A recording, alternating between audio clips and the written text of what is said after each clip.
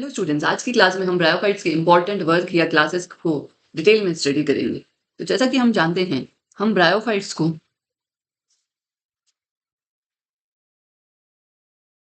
3 important classes में divide कर सकते हैं। फर्स्ट क्लास है हेपेटिक ऑप्सिडा।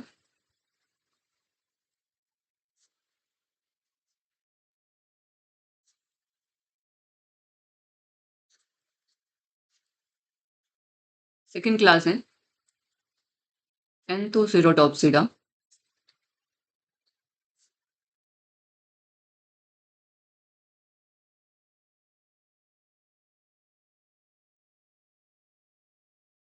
और थर्ड क्लास है ब्रायोप्सिडा।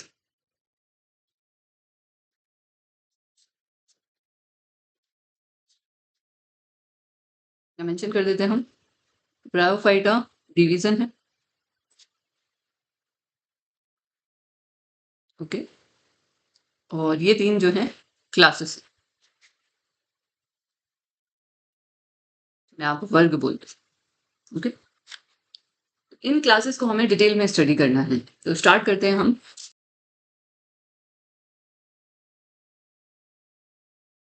फर्स्ट कैरेक्टर इसमें आप लिख सकते हैं जीवन चक्र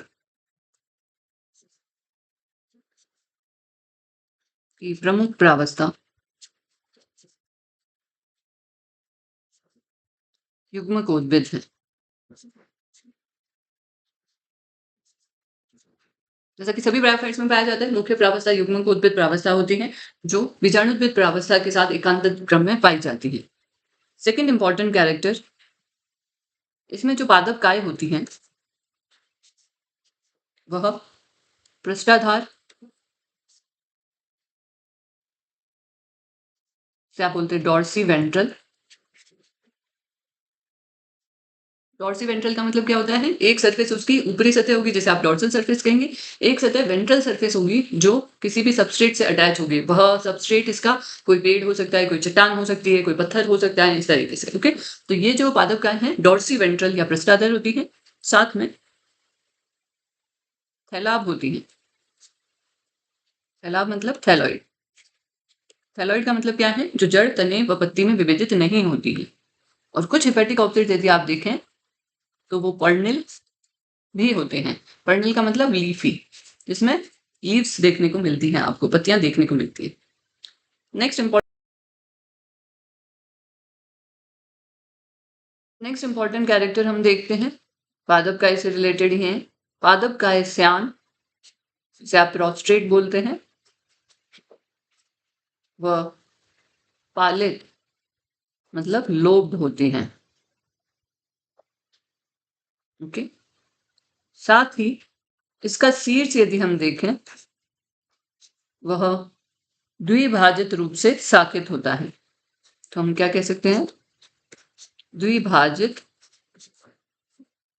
शाखन प्रदर्शित करता है, जिसे हम बोलते हैं डाइकोटोमसली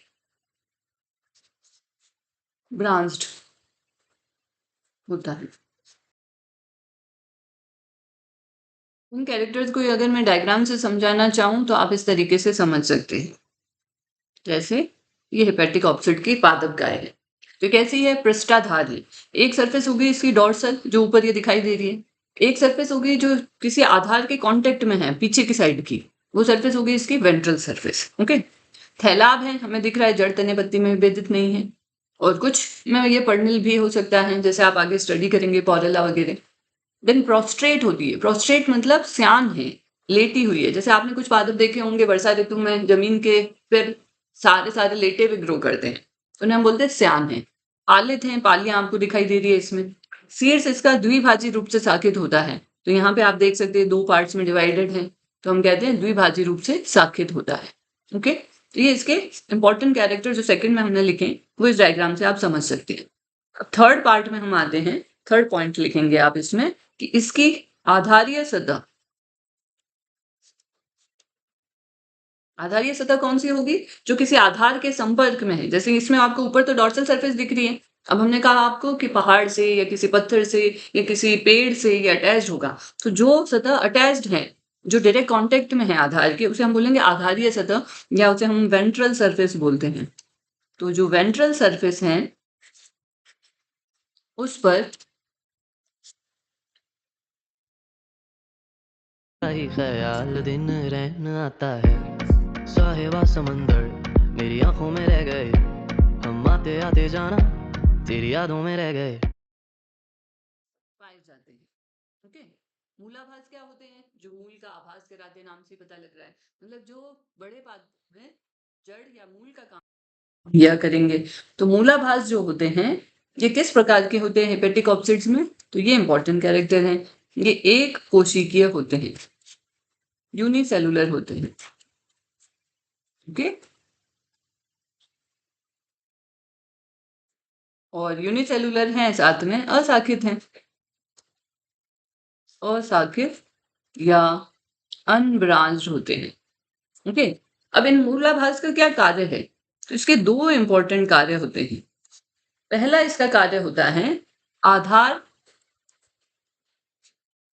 पर स्थिर रखना, मतलब जहां पे भी ये उपस्थित है वहां पर इसे स्थिर रखना, ये कार्य इसका हो गया। दूसरा इसका इंपॉर्टेंट कार्य होता है जो हायर प्लांट्स में रूट्स या जड़ करती है, जल व खनिजों का अवशोषण करना, एब्जॉर्प्शन करना, राइट। तो जो काम जड़ें करती है हायर प्लांट्स में वही काम राइजोइट्स करते हैं ब्रायोफाइट्स में। ओके, तो क्या करते हैं? आधार पर स्थिर रखना व जल व खनिजों का अवशोषण करना। अब नेक्स्ट कैरेक्टर भी राइजोइट से रिलेटेड है, वो आप नंबर डाल के लिखेंगे यहाँ पे। मूलाभास दो प्रकार के हो सकते हैं। ओके, पहले और दूसरे दोनों प्रकार देखते हैं हम। पहले होते हैं चिकनी भित्ति युक्त, चिकनी भित्ति युक्त, और दूसरे होते हैं गुलीकीय भित्ति वाले। ओके, इन्हें हम बोलते हैं स्मूथ वॉल, जिसकी वॉल स्मूथ होती है, और इन्हें हम बोलते हैं ट्यूबरकुलेटेड। अब इन्हें हम डायग्रामेटिकली समझते हैं। स्मूथ वॉल्ड का मतलब क्या होता है? जिसकी भित्ति स्मूथ है, इस तरीके की। ओके, अब यदि आप इसका सेक्शन भी काटोगे तो सेक्शन में भी कैसे दिखेगा? इसकी भित्ति स्मूथ है तो स्मूथ ही दिखाई देगी, राइट। इसकी भित्ति एकदम स्मूथ दिखाई देगी इस तरीके से। ये अगर हम ट्यूबरकुलेटेड देखें तो ट्यूबरकुलेटेड में सरफेस व्यू अगर आप देखेंगे तो उसमें माइक्रोस्कोप में ऐसे डॉट डॉट डॉट डॉट दिखाई देंगे, और अगर इसको आप सेक्शन काट के देखेंगे तो इसकी भित्ति में आप देखेंगे इस तरीके से अंतर्वलन दिखाई देंगे। इस प्रकार के राइजर्स को हम क्या बोलते हैं? ट्यूबरकुलेटेड राइजर्स। ओके, तो ये वाला जो है सरफेस व्यू है, सतह पे माइक्रोस्कोप में देखेंगे तो कैसे दिखेगा, और ये जो है सेक्शन व्यू है, सेक्शन में देखेंगे आप तो माइक्रोस्कोप में कैसे दिखेगा। ऐसे यहाँ पे भी यह सतह पर कैसे दिखता है, जस्ट आपने इसे निकाला और माइक्रोस्कोप में देखा, और यदि सेक्शन काटते हैं तो ये ऐसा दिखाई देगा। ओके, तो दो प्रकार के राइजोइड्स इसमें पाए जाते हैं। ओके, लेकिन जो ऊपर हमने कैरेक्टर स्टडी किए थे, एक कोशिकीय होते हैं, अशाखित होते हैं, और इसके जो कार्य स्टडी किए वो ये दोनों ही प्रकार के राइजोइड्स करेंगे। अब नेक्स्ट कैरेक्टर हम इसमें देखते हैं। अभी तक हमने थैलॉइड जो थे उनके बारे में बात की, अब हम हेपेटिक ऑप्सिड जो पर्णिल पाए जाते हैं, पर्णिल मतलब लीफी, इसमें लीफ जैसी स्ट्रक्चर्स दिखती हैं। तो इस प्रकार के जो होते हैं इसमें जो पर्ण है या पत्तियां हैं ये दो या तीन पंक्तियों में पाई जाती है। ओके, दो या तीन पंक्तियों में व्यवस्थित रहती हैं। और एक और इंपॉर्टेंट कैरेक्टर है इन पर्ण का, क्या है? इसमें मध्य सिरा, जैसे आप मिडवेन बोलते हैं, अनुपस्थित होती हैं, नहीं पाई जाती। ओके, मिडवेन का अभाव होता है। नेक्स्ट इंपॉर्टेंट कैरेक्टर हम लिखेंगे, थैलस में किसी भी प्रकार के मैकेनिकल टिश्यू, मैकेनिकल टिश्यू या हम बोलते हैं जैसे यांत्रिक ऊतक नहीं पाए जाते। ओके, जब यांत्रिक ऊतक नहीं होंगे तो पादप काय कैसी होगी? सॉफ्ट होगी। तो हम क्या लिख सकते हैं? पादप काय सॉफ्ट होती है। प्रकाश संश्लेषी कोशिकाएं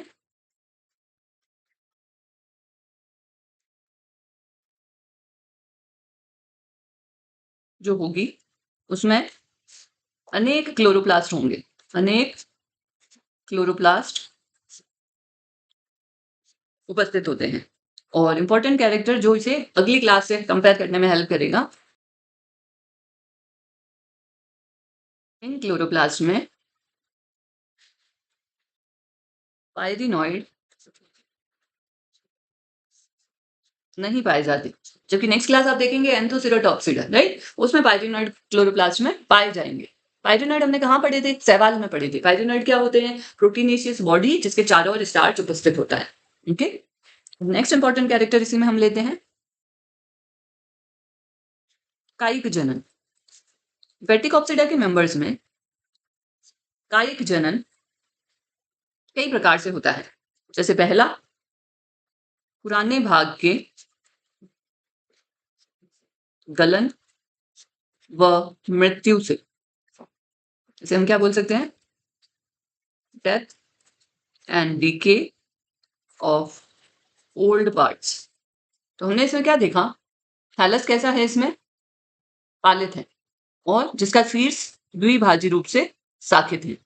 अब जैसे ही पुराना भाग इसमें खत्म होना शुरू हुआ, जैसे ये वाला खत्म हो गया, डेथ एंड डीके हो गई, यहां तक जैसे ही पहुंचेगा तो क्या देखने को मिला? यह अब दो पार्ट्स में विभाजित हो गया, राइट? ये एक भाग हो गया, ये दूसरा भाग हो गया। तो हम क्या बोल रहे हैं? डेथ एंड डीके से क्या देखने को मिलता है हमें? कि इसमें वेजिटेटिव मल्टीप्लीकेशन होता है। देखो मैं हटा रही हूँ इसका पार्ट, राइट? ये पार्ट जब हम हटा देंगे तो ये दो थैलस बना रहा है, राइट? तो हम क्या देखते हैं? डेथ एंड डीके वही पुराने भाग की, जिससे इसमें मल्टीप्लीकेशन देखने को मिलेगा। ये किसका प्रकार हो गया? कायिक जनन का, वेजिटेटिव रिप्रोडक्शन का। सेकेंड पार्ट इसी में हम देखते हैं अपस्थानिक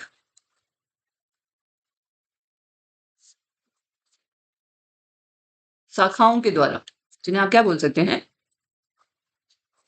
एडवेंटिशियस ब्रांचेस। तो हम देखते हैं कुछ जातियों में इसमें एडवेंटिशियस ब्रांचेस या अपस्थानिक शाखाएं निकलती है थैलस से, वह मातृपादप से अलग होकर नया थैलस बनाती है। तो यह है एडवेंटिशियस ब्रांचेस के द्वारा भी कायिक जनन या वेजिटेटिव रिप्रोडक्शन देखने को मिलता है। नेक्स्ट हम देखते हैं कायिक जनन किस प्रकार से होता है। तो कायिक जनन जैमा के द्वारा होता है। जैमा क्या होते हैं? तो मार्केंसी आपके कोर्स में है, जिसे आप डिटेल में पढ़ेंगे। एक जैमा कप पाया जाता है, उस कप में जो संरचनाएं लगती है उन्हें हम जैमा बोलते हैं। ये जैमा उस जैमा कप से जैसे ही गिरेंगी एक नया पादप बनाएगी। नेक्स्ट इसमें हो सकता है ट्यूबर्स के द्वारा।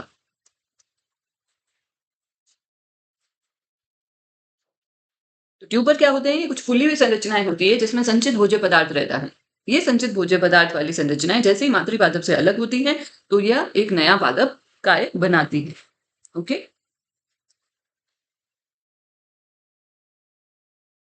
नेक्स्ट इंपॉर्टेंट कैरेक्टर हम इसमें देखते हैं थैलस। इसमें होमोथैलिक या हेट्रोथैलिक हो सकते हैं। होमोथैलिक का मतलब है जनन संरचनाएं एक ही थैलस पर पाई जाती, इसे हम बोल सकते हैं मोनोएसियस। ओके, होमोथैलिक को हिंदी में हम लिखेंगे समथैलिक और हेट्रोथैलिक हो जाएगा विषमथैलिक। मोनोइसिस को हम बोलेंगे उभय लिंगाश्रय। ओके, और इसके लिए अपन टर्म बाइसेक्सुअल भी यूज कर सकते हैं। सो होमोथैलिक जातियां जिन्हें मोनोइसिस बोल सकते हैं, बाइसेक्सुअल उभय लिंगाश्रय बोल सकते हैं। इसमें क्या इंपॉर्टेंट फीचर है? नर व मादा जनन संरचना एक ही थैलस पर पाई जाती। ओके, हेट्रोथैलिक जातियां कैसी हो जाएगी? इसी के सिनोनिम अगर हम देखें तो डायोसियस एक लिंगाश्रयी, या आप बोल सकते हैं यूनिसेक्सुअल। ओके, तो हेट्रोथैलिक जातियों में क्या होगा? नर व स्त्री जन्नांग अलग अलग थैलस पर उत्पन्न होंगे। इसे नोट कर लीजिए आप। नर व मादा जनन संरचना या जन्नांग अलग अलग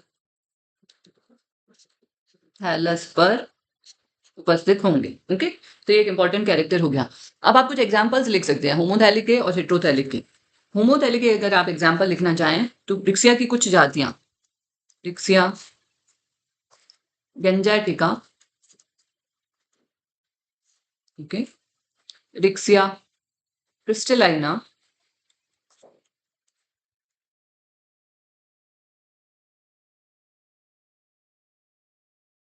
देन रिकार्डिया मल्टीफिडा,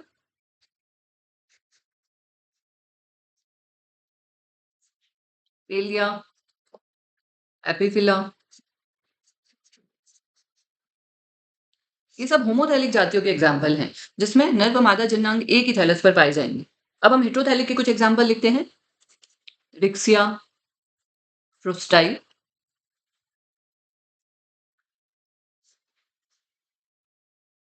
रिक्सिया पियर्सोनाई,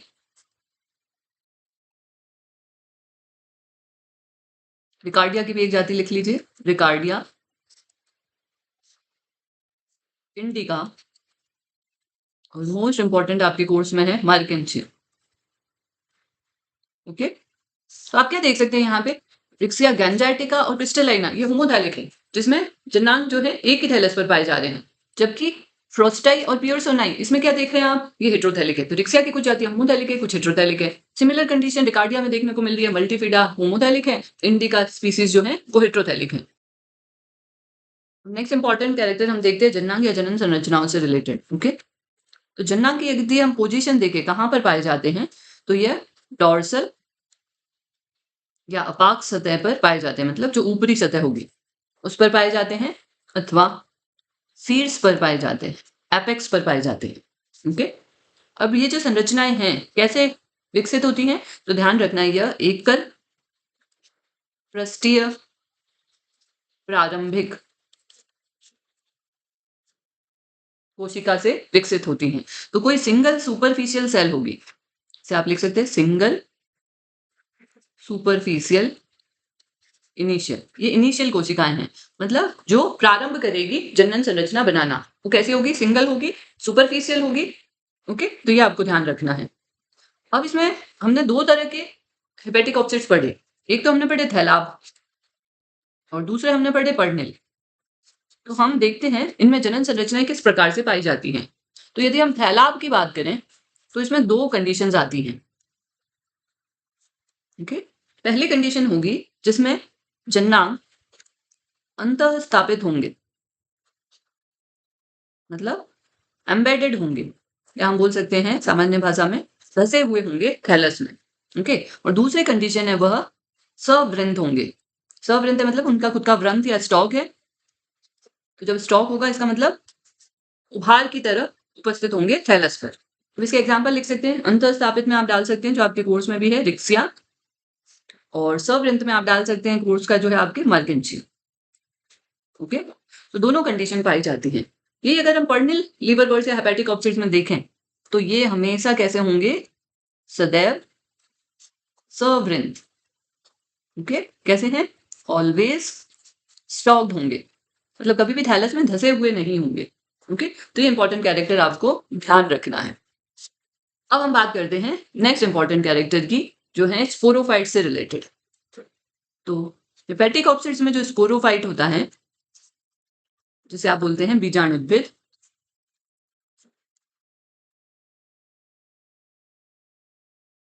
यह सरल हो सकता है। सरल किसमें होता है, रिक्सिया में। ओके, रिक्सिया में सरल प्रकार का होता है, जबकि फुट, सीटा व कैप्सूल में विभेदित हो सकता है।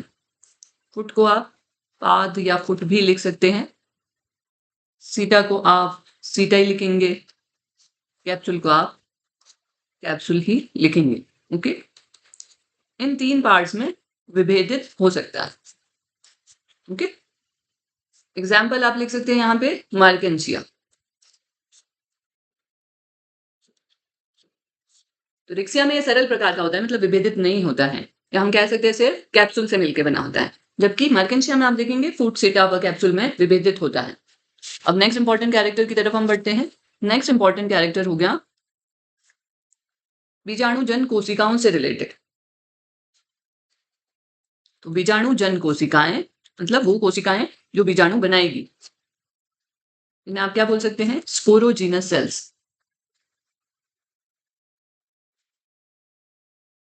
इनका विकास एंडोथीसियम से होगा। इंपॉर्टेंट कैरेक्टर है, आगे की क्लासेस में इसे हम फिर से डिस्कस करेंगे। ओके, तो इनका विकास किससे होगा? एंडोथीसियम से होगा। ये आपको ध्यान रखना है, ये बहुत इंपॉर्टेंट टर्म है जो आगे की क्लासेस के कंपैरिजन में भी काम आएगा। नेक्स्ट कैरेक्टर भी इससे रिलेटेड है, बीजाणुजन कोशिकाओं से रिलेटेड। तो जो बीजाणुजन कोशिकाएं होती है, इनसे या तो केवल बीजाणु मातृ कोशिकाएं बनती हैं। बीजाणु मातृ कोशिकाएं नाम आती है, आपको पता होना चाहिए। नेक्स्ट रिवीजन कैसा होगा? इस प्रकार का होगा कि सीधा बीजाणु बनेंगे। ओके, मातृ कोशिकाएं बीजाणुओं की। तो ये कंडीशन पाई जाती है रिक्सिया में, जहां बीजाणुजन कोशिकाएं केवल बीजाणु मातृ कोशिकाएं बना रही हैं। और दूसरी कंडीशन होती है जब वो बीजाणु मातृ कोशिकाओं के साथ साथ में इलेटर मातृ कोशिकाएं भी बनाती हैं। इलेटर मातृ कोशिकाएं, ओके, ये जो होती हैं फर्दर इलेटर्स बनाएगी। बीजाणु मातृ कोशिका से क्या बनेंगे? बीजाणु। इलेटर मातृ कोशिकाओं से बनेंगे इलेटर्स। एग्जाम्पल इसमें आप लिखेंगे मर्केंशिया। तो हमने क्या देखा यहाँ पे? हमने यह देखा कि रिक्सिया में जो ये स्पोरोजिनस सेल थी, इनसे बीजाणु मातृ कोशिकाएं बन रही है जो बीजाणु बनाएगी। जबकि मर्केंशिया में बीजाणुजन कोशिकाओं से बीजाणु मातृ कोशिकाएं और इलेटर मदर सेल्स दोनों बन रही है। तो मर्केंशिया का जो स्पोरोफाइट होगा उसमें बीजाणु भी होंगे और इलेटर्स भी पाए जाएंगे। अब इलेटर्स क्या होती हैं? इलेटर्स बंद कोशिकाएं होती है। जब हम जीनस पढ़ेंगे तब उसे डिटेल में स्टडी करेंगे, जो बीजाणुओं के प्रकीर्णन में सहायता देती है। नेक्स्ट इंपॉर्टेंट कैरेक्टर हम देखते हैं यहाँ पे। नेक्स्ट नंबर डालेंगे 12 नंबर, उसमें आप देखेंगे जो हिपेटिकोप्सिड्स के बीजाणुद्भिद होते हैं, इनमें कोलुमेला का अभाव होता है। कोलुमेला हिंदी में भी इसे आप कोल्यूमेला ही बोलेंगे। कोल्यूमेला का अभाव होता है। ओके, कोलुमेला कहाँ पे पाया जाता है? ये बीजाणुद्भिद में होता है, बाकी की क्लासेस। ओके, हेपेटिक ऑप्सिड्स में यह नहीं पाया जाता, ध्यान रखना है आपको यहाँ पे। तो बंदे कोशिकाएं सिर्फ किस फॉर्म में होगी? इलेटर्स में, वो भी कुछ जीनस में। जैसे हमने पढ़ा कहाँ पे? मर्केंशिया में इलेटर्स पाए जाते हैं। नेक्स्ट इंपॉर्टेंट कैरेक्टर आप डालेंगे 13 नंबर पे कि कैप्सूल की जो भित्ति है स्पोरोफाइट में, कैप्सूल की भित्ति पर रंध्रों का अभाव होता है। रंध्र या स्टोमेटा अनुपस्थित होते हैं, रंध्रों का अभाव होता है।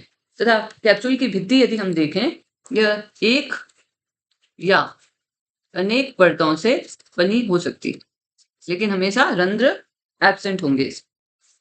अब हम बात करते हैं स्फुटन की, डेहिसेंस की। तो नेक्स्ट इंपॉर्टेंट कैरेक्टर हो गया कैप्सूल का स्फुटन, या जैसे हम बोलते हैं डेहिसेंस, मतलब कैप्सूल का फटना। क्यों फाड़ना है कैप्सूल को? कैप्सूल फटेगा तभी तो स्पोर्स रिलीज होंगे, राइट? तो कैप्सूल का जो स्फुटन होता है अनियमित होता है,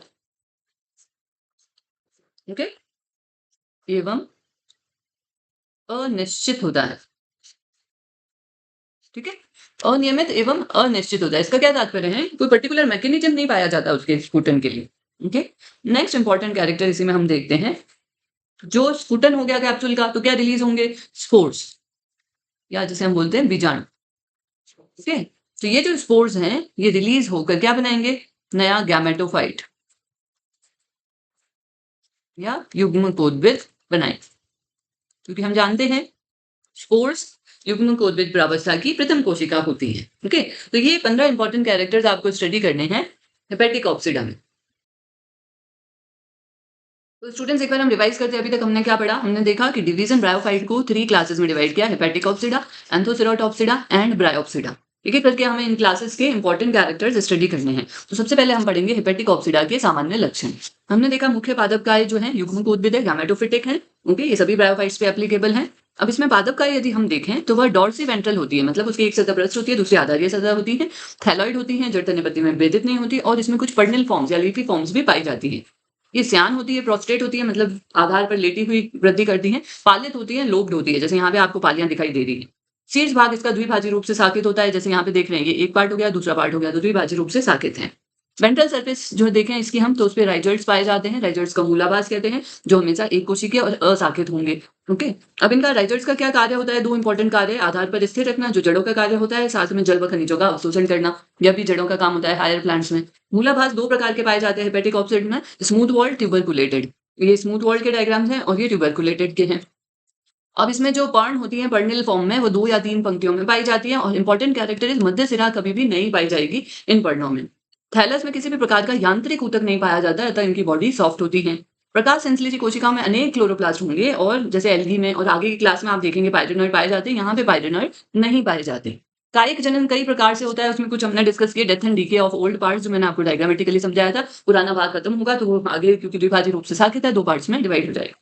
नेक्स्ट हमने पढ़ा एडवेंटिशियस शाखाओं के द्वारा हो सकता है, जैमा के द्वारा, ट्यूबर्स के द्वारा हो सकता है। हेपेटिक ऑप्सिट्स जो होते हैं होमोथैलिक या हेटेरोथैलिक हो सकते हैं।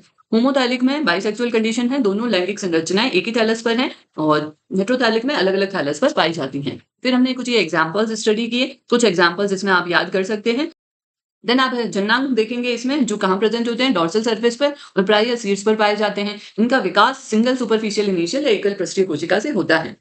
जो जनन संरचनाएं थैलस में धसी हुई हो सकती है या सवृंत हो सकती हैं। फिर हमने देखा पर्णिल जो हेपेटिक ऑप्सिड्स हैं उनमें यह सदैव स्टॉक्ड होती हैं, तो हमने क्या देखा? धसी हुई नहीं पाई जाती। फिर हम आए बीजाणुद्भिद पर। बीजाणुद्भिद जो बना वो सरल प्रकार का होता है, मतलब अविभेदित होता है, या हम कह सकते हैं सिर्फ कैप्सूल से मिलकर बना होता है। और दूसरी कंडीशन हमने क्या देखी? वह फूड सीटा कैप्सूल में विभेदित हो सकता है। एग्जाम्पल हमने देखा मर्केंशिया का। ओके, तो मर्केंशिया का एग्जाम्पल हो गया। अब यहाँ हम देखते हैं स्पोरोजिनस सेल्स जो होती हैं वो एंडोथीसियम से विकसित होती हैं, ये आपको ध्यान रखना है। ओके, स्पोरोजिनस सेल्स जो हैं एंडोथीसियम से विकसित होती हैं। आगे की क्लासेस में एक इंपॉर्टेंट कैरेक्टर हम कंपैरिजन में यूज करेंगे। अब जो बीजाणु मातृ कोशिकाएं हैं वह बीजाणु बनाती हैं, और कुछ में हम बीजाणुद्भिद में देखेंगे इलेटल मातृ कोशिकाएं होती है, जो बंदे कोशिकाएं होती है, जैसे मार्केंशिया में वो भी पाई जाती है बीजाणु मातृ कोशिकाओं की तरह। कॉलुमेला का हमेशा अभाव होगा, आपको ध्यान रखना है बीजाणुद्भिद में। कैप्सूल भित्ति एक या अनेक परतों से बनी हो सकती है, रंध्र हमेशा अनुपस्थित होंगे। स्फुटन की कोई पर्टिकुलर मैकेनिज्म नहीं होती, अतः ये अनियमित या अनिश्चित होता है।